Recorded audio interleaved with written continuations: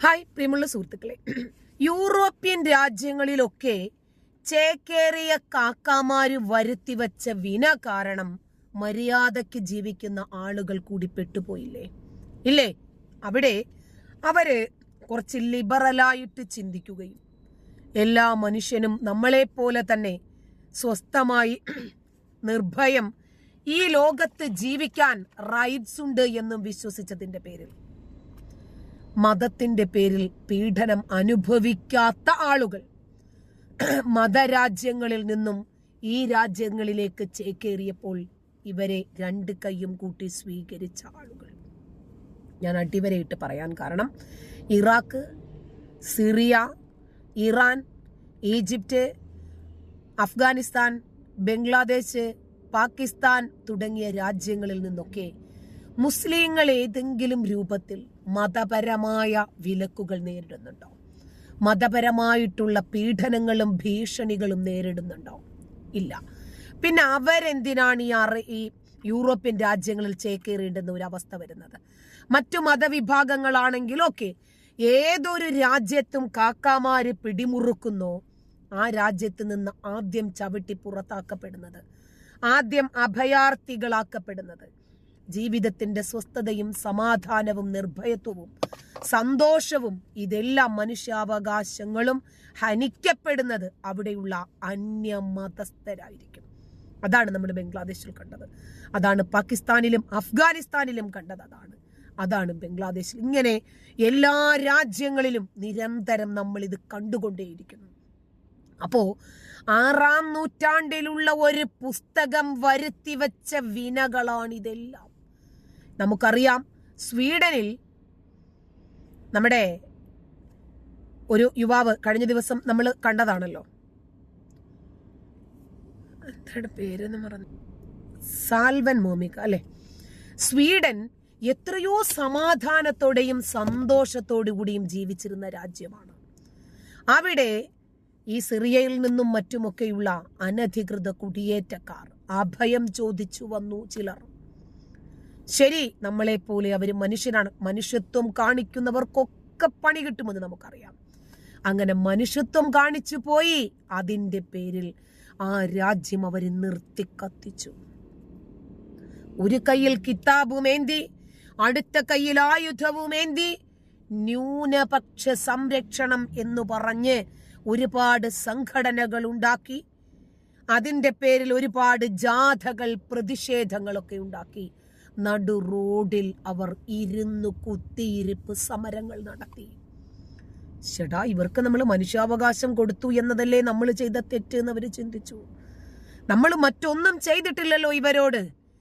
ഇവർക്ക് ജന്മം നൽകിയ രാജ്യമാകട്ടെ ഇവരെ ചവിട്ടി പുറത്താക്കുകയാണ് ചെയ്തത്, ഇവരുടെ മനുഷ്യാവകാശങ്ങളെ ലംഘിക്കുകയാണ് ചെയ്തത്.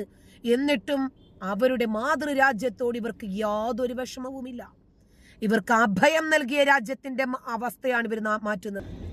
ഇവര് ഈ രാജ്യത്തേക്ക് കുടിയേറി വന്നതിന് ശേഷം ഇവർക്ക് ഖുർആൻ ക്ലാസ് എടുക്കാൻ, ഇവർക്ക് മതപരമായി എൻകറേജ് ചെയ്യാൻ ഈ രാജ്യത്ത് ഇവരുടെ മനുഷ്യാവകാശം സംരക്ഷിക്കാൻ വരുന്നതാരാണെന്നറിയാമോ? ഇവരുടെ മാതൃരാജ്യത്തിന്റെ ഭരണാധികാരികൾ. ആ രാജ്യത്തിന്റെ മതമുക്രിമാർ, മതമുല്ലമാർ, ഈ മൊല്ലമാര് വന്നിട്ടാണ് ഇവരോട് പറയുന്നത്, നിങ്ങളുടെ മതപരമായിട്ടുള്ള അവകാശങ്ങൾ സംരക്ഷിക്കാൻ നിങ്ങൾ യുദ്ധം ചെയ്യണം. മനസ്സിലായോ? മാറിയും തിരിഞ്ഞും വരുന്നത് കണ്ടോ? ഇവരുടെ സ്വന്തം രാജ്യത്ത് ഇവരുടെ അവകാശങ്ങൾ സംരക്ഷിക്കാതെ ഇവർക്ക് അഭയം നൽകിയ രാജ്യത്ത് ഇവരുടെ മനുഷ്യാവകാശങ്ങൾ സംരക്ഷിക്കണം എന്ന് പറഞ്ഞും വെല്ലുവിളി മുഴക്കുന്നതും ഇവരെ എൻകറേജ് ചെയ്യുന്നതും ആരാണ്? ഇവരുടെ മാതൃരാജ്യത്തിന്റെ ഭരണാധികാരികൾ. ആരാ കാരണക്കാർ?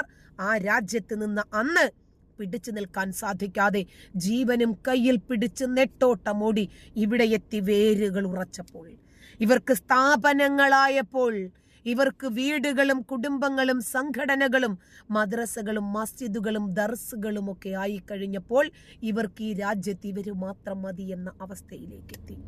പോട്ടെ, സൽവാൻ മോമിക എന്താ ചെയ്തത്? ഗതിയില്ല.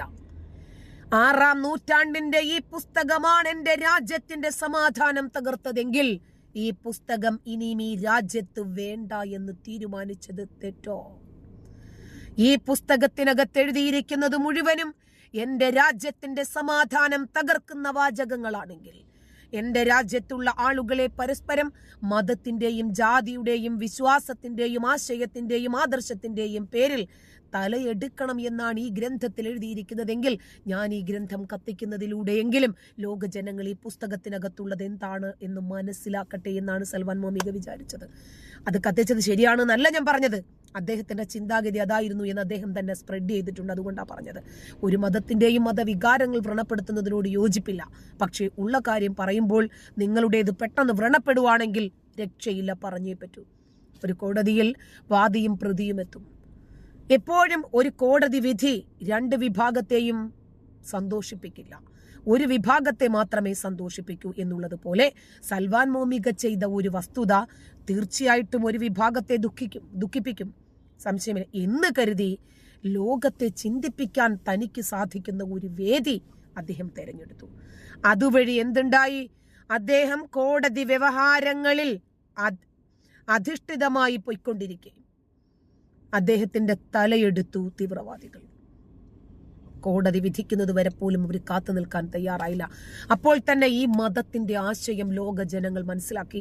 ഇവർ ചെയ്തത് പോസിറ്റീവായിട്ടാണെങ്കിലും നെഗറ്റീവ് എഫക്റ്റ് ആണ് ലോകത്തിന് ഇമ്പാക്റ്റ് ആക്കിയത്. ലോകത്തിന് സമ്മാനിച്ച ഇമ്പാക്റ്റ് എന്താണ്?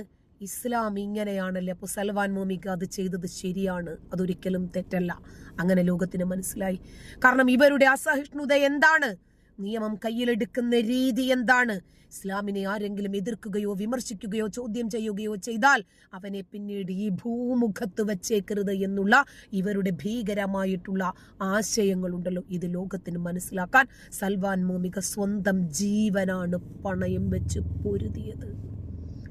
ഇപ്പോൾ നമ്മൾ പറയപ്പെട്ട രാജ്യങ്ങളൊക്കെ പഴയ സ്ഥിതിയിലേക്കാകുമോ? അമേരിക്കയെ പഴയ സ്ഥിതിയിലേക്ക് കൊണ്ടുവരുന്നതിന് വേണ്ടി ട്രംപ് അഹോരാത്രം പ്രയത്നിക്കുന്നു. ഫ്രാൻസിനെ പഴയ നിലയിലേക്ക് കൊണ്ടുവരാൻ ഇമ്മാനുവൽ മാക്രോൺ കഠിനമായി പരിശ്രമിക്കുന്നു. കാനഡയെ പഴയ നിലയിലേക്ക് കൊണ്ടുവരണമെങ്കിൽ ഖലിസ്ഥാനികളെ ഒന്നും നിയന്ത്രിച്ചേ പറ്റൂ. ജസ്റ്റിൻ ട്രൂഡോയ്ക്ക് സാധിക്കുന്നില്ല. ഇങ്ങനെ ഏതാണ്ട് നല്ലൊരു ശതമാനം രാജ്യത്തെയും ഭരണാധികാരികൾ ഈ അനധികൃത കുടിയേറ്റക്കാരെ കൊണ്ട് പൊറുതി മുട്ടിയിരിക്കുന്നു. ഈ രാജ്യങ്ങളൊക്കെ എങ്ങനെ പഴയ അവസ്ഥയിലേക്ക്, സമാധാനത്തിലേക്ക്, ശാന്തിയിലേക്ക്, അവരുടെ മനുഷ്യാവകാശങ്ങൾ സംരക്ഷിക്കുന്നതിലേക്ക്, സന്തോഷത്തോടുകൂടി കൊടുത്തും കൊണ്ടും പങ്കുവച്ചും ജീവിക്കുന്ന ഒരു അവസ്ഥയിലേക്ക് എങ്ങനെ തിരികെ കൊണ്ടുവരും എന്നതൊരു ചോദ്യമാണ്. അതിൽ 2025 ഫെബ്രുവരി 8 സ്പെയിനിലെ മാഡ്രിഡിൽ ഒരു സമ്മിറ്റ് നടന്നു. ഇതിന് ഗ്ലോബലായിട്ടുള്ള മീഡിയ വലിയ പ്രാധാന്യം ഇപ്പോൾ കൊടുക്കാൻ തുടങ്ങി. അതായത് 14 രാജ്യങ്ങളുള്ള യൂറോപ്യൻ യൂണിയനിൽപ്പെട്ട രാജ്യങ്ങൾ, അതിലെ റെപ്രസെന്റേറ്റീവ്സ്, അതിനകത്ത് പേരെടുത്ത് അറിയാവുന്നവർ ഹംഗേറിയൻ പ്രൈം മിനിസ്റ്റർ, ഫ്രാൻസിന്റെ ഒപ്പോസിഷൻ നേതാവ് ലീപ്പൻ, അതേപോലെ തന്നെ ഡച്ച് നേതാവ് ഗ്രീറ്റ് വിൽഡേഴ്സ്, ഇങ്ങനെ പ്രധാനപ്പെട്ട ആൾക്കാരും ഇവരെല്ലാം കൂടാണ് ഒത്തുകൂടി. ഏകദേശം 100-ലധികം പേര്. ഇതിലെല്ലാം ഫാർ റൈറ്റ് പൊളിറ്റിക്കൽ പാർട്ടിയിലെ സീനിയർ പൊളിറ്റിക്കൽ ലീഡേഴ്സാണ്.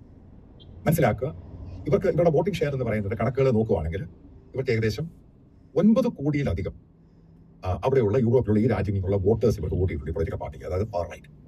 ഇതിനകത്ത് ചില തീരുമാനങ്ങളാണ് നമ്മൾ മനസ്സിലാക്കേണ്ടത്. നാളെ എങ്ങനെയാണ് യൂറോപ്പ് മാറാൻ പോകുന്നത്?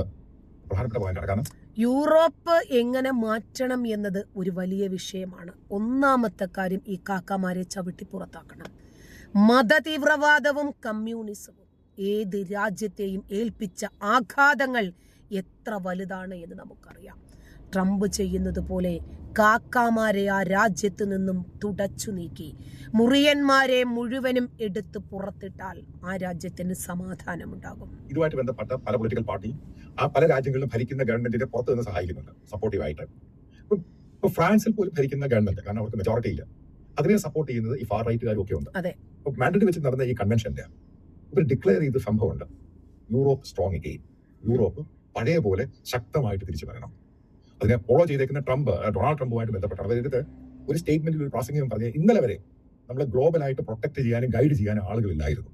പക്ഷേ ഡൊണാൾഡ് ട്രംപ് വന്ന് ആ കാറ്റടിച്ച ശേഷം നമുക്ക് ആളുകളുണ്ട് ഗ്ലോബലായിട്ട് നമ്മളെ പ്രൊട്ടക്ട് ചെയ്യാനും നമ്മുടെ ആശയങ്ങൾ ഉൾപ്പെടുന്ന ഒരു രാജ്യങ്ങളായിട്ട് യൂറോപ്പിനെ മാറ്റാനും നമുക്ക് കഴിയും. അതായത് പറയുന്നത് ഒരു 4 മുതൽ 5 വർഷത്തിനുള്ളിൽ യൂറോപ്പിലുള്ള വലിയൊരു ശതമാനം രാജ്യങ്ങളിലും ഫാർ റൈറ്റ് ആണ് വരുന്നത്. അവരുടെ ഉദ്ദേശ ലക്ഷ്യമാണ്. ഓരോന്നായിട്ട് പറയാം, നിങ്ങൾക്ക് മനസ്സിലാകും. എല്ലാ രാജ്യത്തും വേണം ഈ അവസ്ഥ. പ്രാധാന്യമുള്ളത് ഓരോ പോയിന്റുകളും ശ്രദ്ധിക്കാം. ഒന്നാമത്തെ പോയിന്റ്, യൂറോപ്പിൽ കുടിയേറിയിരിക്കുന്ന അറബ്സിനെ മുഴുവനും പുറത്താക്കും. അതായത് എല്ലാ രാജ്യങ്ങളും കൂടെ ഒറ്റയടിക്ക് തീരുമാനമെടുക്കുക, അവിടെ കുടിയേറിയിരിക്കുന്ന മുസ്ലിങ്ങളായിട്ടുള്ള ആളുകളെ. മനസ്സിലായില്ലേ? എല്ലാ യൂറോപ്യൻ രാജ്യങ്ങളും ഇതുപോലെ തീരുമാനമെടുത്താൽ ആ രാജ്യത്ത് സമാധാനമുണ്ടാകും. ഇപ്പൊ അവര് മനസ്സിലാക്കിയിരിക്കുന്നു. ട്രംപ് തുടങ്ങി വെച്ചു. ഇപ്പം മനസ്സിലായി, എല്ലാ ലോക രാജ്യങ്ങളിലും എവിടെയാണോ സമാധാനം നഷ്ടപ്പെട്ടത് അത് മുറിയന്മാര് കാരണമാണ് എന്ന് ബോധ്യപ്പെട്ട് ആദ്യം ട്രംപ് ലീഡർഷിപ്പ് വഹിച്ചു. ആദ്യം അമേരിക്കയെ ഞാൻ ഇവരിൽ നിന്നും ശുദ്ധീകരിക്കാൻ തീരുമാനിച്ചു. അതിനെ തുടർന്ന് ഇറ്റലി, പോളണ്ട്, അതുപോലെ ജർമ്മനി, ഫ്രാൻസ്, ഇങ്ങനെ എല്ലാ രാജ്യങ്ങളും മുന്നോട്ട് വന്നപ്പോൾ ഒടുവിൽ അവർക്ക് മനസ്സിലായി ഏത് ശരീരഭാഗത്തിനാണ് ക്യാൻസർ ബാധിച്ചിരിക്കുന്നത് അത് മുറിച്ചു മാറ്റിയാൽ ബാക്കിയുള്ള ഭാഗങ്ങളെങ്കിലും ഭേദമായി സന്തോഷത്തോടു കൂടിയിരിക്കും. അതാണ് മുറിയന്മാർ. നന്ദി.